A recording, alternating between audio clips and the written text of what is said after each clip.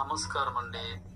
అనుభవజ్ఞులైన మన పెద్దలు ఏం చెప్పారంటే, ఓటమిని తట్టుకోగలిగిన వాడే 100% గెలిసినట్లే. అలాగే ఏ చిన్న ఓటమినైనా తట్టుకోలేనివాడు ఖచ్చితంగా జీవితాన్ని ఓడిపోయినట్లే.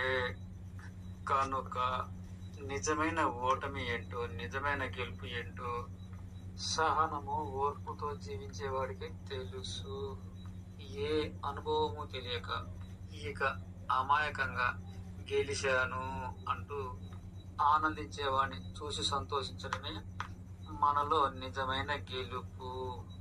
అలాగే మనపై ఓడిపోయి బేలగా వాడిని నిలబెట్టడం వలన ఖచ్చితంగా మనము ఓడిపోయినట్లే. పరమార్థ జ్ఞానం అనేది ఎదుటివాడిని గెలిపించినప్పుడే మనము గెలిచినట్టుగా సంతోషిస్తుంది. గెలవగలిగి కూడాను ఎదుటివాడిలో సంతోషం చూడాలి అంటూ తనపై ఎదుటివాడిని గెలిపించి అలా వాడిలో సంతోషం చూడగలిగిన వాడే నిజంగా గెలిచినట్లు.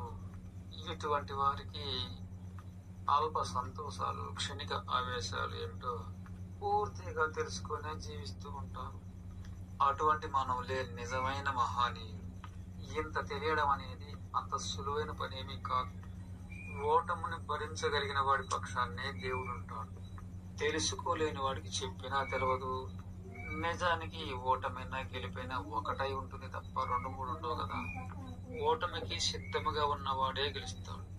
అనుభవము అనేది జీవితాన్ని నిర్మించుతుంది తప్ప ఆశ, ఆత్రము అనేది జన్మనే వ్యర్థం చేస్తుంది.